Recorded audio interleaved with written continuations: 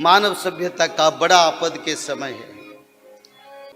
और ऐसे गोविंद ने राम की रूप से अवतार लेके धरती को उद्धार, राम नाम सत्य और पवित्रता का प्रमाण रहेगा। और आगे वाले जो युग आ रहा है, इस युग में भी राम राज्य बनेगा। अच्युतानंद ने इसके बारे में लिखे हैं, भारत के अंतिम समय पर जब कलियुग का अंत होगा, उड़िया में रचना है,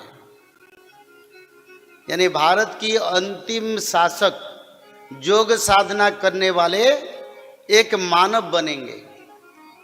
वो भारत की अंतिम प्रधानमंत्री होंगे।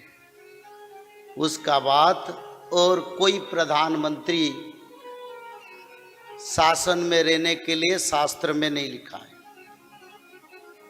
और उनकी शासन के बीच में विश्व युद्ध होगा। और विश्व युद्ध में भारत पाकिस्तान का बीच में जो युद्ध होगा, उसी युद्ध वर्ल्ड वार को कन्वर्ट होगा। और उसी समय देश में सामरिक शासन लगेगा। सामरिक शासन लगने के कारण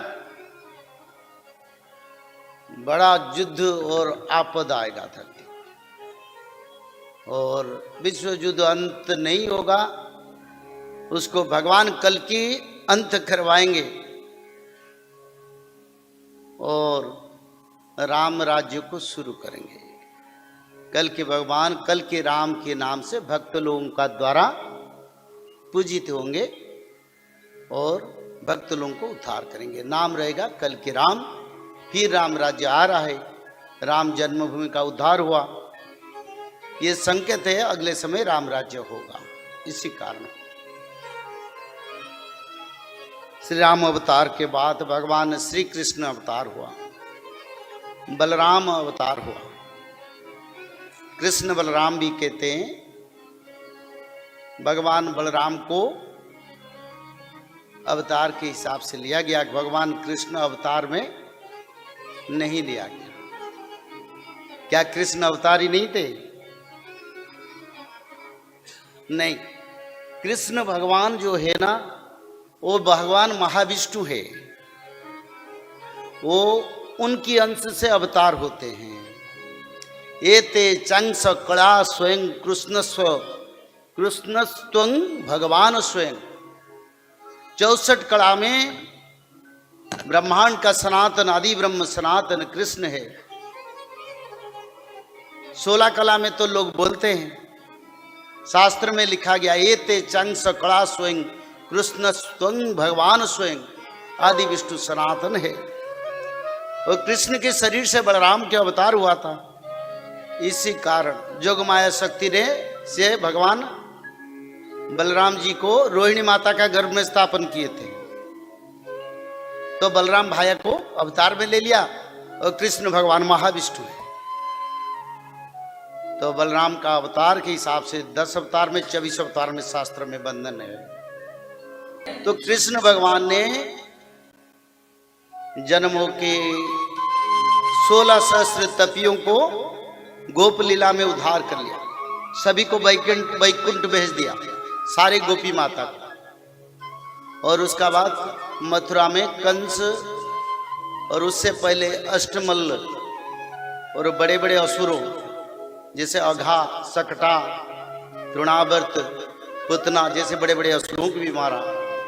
अंत में महाभारत युद्ध जरूरत पड़ा और महाभारत युद्ध के माध्यम से सारा विश्व में फिर सनातनियों को शासन को समर्पण करके राजा युधिष्ठिर को सप्तद्वीप मही, यानी जो अमेरिका, इंग्लैंड, जर्मन, फ्रांस जितने विश्व में 7 महादेश का राजा बनाया, किसको? अर्जुन युधिष्ठिर को बनाया।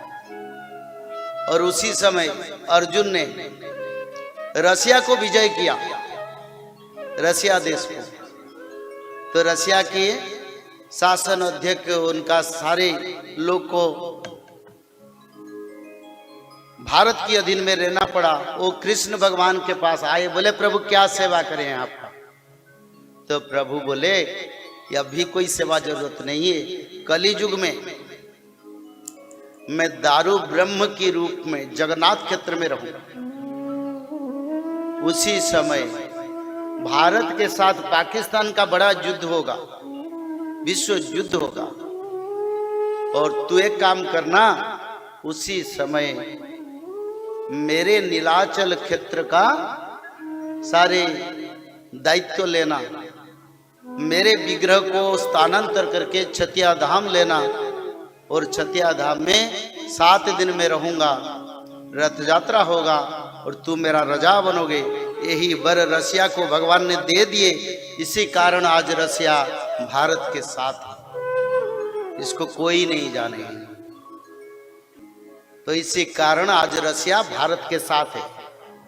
ये द्वापर युग में भगवान कृष्ण ने रसिया को वर दे दिए थे, तो भारत का सेवा करना, मेरा सेवा करना। जब भारत के साथ बड़ा युद्ध हुआ था 1971 में, अमेरिका पूरा अपना समर सजा के साथ भारत की तबाह करने के लिए जब आया, तब रसिया उससे पहले आके पहुंच गया, तो अमेरिका रुक गया। पहले रसिया आ गया मदद करने के लिए। रसिया को देख के भय से बंद सब वहीं अपना स्थान पर, यूरोपियन कंट्री, नाटो सब रह गए।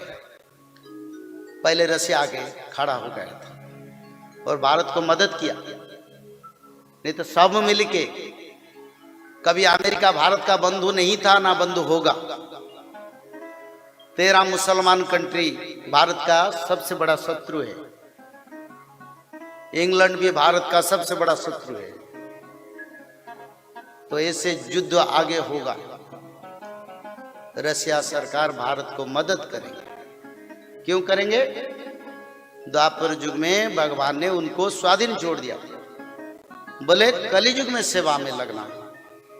जो भविष्य मालिका पुराण में अच्युतानंद ने ब्रह्मवाणी दिए हैं, वही लोग रहेंगे जो लोग त्रिकाल संध्या करेंगे, वही लोग रहेंगे जो लोग भागवत पढ़ेंगे, वही लोग रहेंगे जो माधव नाम भजन करेंगे। जय श्री माधव। जल प्रलय, महामारी और भूकंप, अग्नि प्रलय, वर्ल्ड वार 3 और महाविनाश, ये तो एक दिन होना ही है। लेकिन इस सब से आप बच कैसे सकते हैं? सबसे पहले नॉनवेज खाना छोड़ दीजिए, अंडा भी नहीं खाना है, और किसी भी तरह का नशा मत करिए, और गलत काम मत कीजिए, और सत्य, प्रेम, दया, क्षमा और शांति का आचरण कीजिए। और 3 चीज कीजिए, उसमें से सबसे पहला है त्रिकाल संध्या यानी त्रिसंध्या। उसको दिन में 3 बार करते हैं। जैसे सुबह में करते हैं ब्रह्म मुहूर्त में, सुबह 4 बजे से लेकर के 6 बजे के बीच में आप कभी भी कर सकते हैं। लेकिन आपको समय नहीं मिला तो समय आप आगे पीछे कर सकते हैं, आधा घंटा 1 घंटा पीछे कर सकते हैं। दोपहर में 11:30 बजे से लेकर के दिन का 1 बजे तक कर सकते हैं, उसके बीच में शाम को 5 बजे से लेकर के 6:30 बजे तक कर सकते हैं। दिन भर में 1 बार नहा के त्रिकाल संध्या जरूर करें। बाकी समय आप हाथ पैर मुंह धोकर भी कर सकते हैं, और 3 बार आप श्री गंगे बोल करके स्टार्ट कर सकते हैं। जो दूसरा उपाय है वह है श्रीमद् भागवत महापुराण पठन। दिन में 1 अध्याय जरूर पढ़ें, दिन भर में 1 अध्याय जरूर पढ़ें, वो भी ना हो सके तो 1 पन्ना तो जरूर पढ़ें। अगर उतना भी समय नहीं है तो 1 श्लोक जरूर पढ़ें। तीसरा उपाय माधव नाम का जप करें, निरंतर करें, कोई भी काम करते हुए करें, हमेशा माधव नाम का जप करें। त्रिसंध्या का पीडीएफ, श्रीमद् भागवत महापुराण का पीडीएफ और भविष्य मल्लिका का फ्री ई बुक भविष्य मल्लिका पुराण, ये सब आपको डिस्क्रिप्शन बॉक्स में मिल जाएगा। भविष्य मल्लिका के बारे में अधिक जानकारी के लिए आप भविष्य मल्लिका के वेबसाइट पर संपर्क कर सकते हैं, भविष्यमल्लिका.com। और अधिक जानकारी के लिए भी कल्कि अवतार ऑफिशियल चैनल को देख सकते हैं, जहाँ पर मल्लिका के बारे में खुलकर बातें रखी गई है, जहाँ पर आप लगभग 1000 जितना वीडियो आपको देखने को मिल जाएगा। और भी आपको अधिक जानकारी जानना है त्रिसंध्या के बारे में और कोई आपको सवाल है तो नीचे दिए गए नंबरों पर आप संपर्क कर सकते हैं।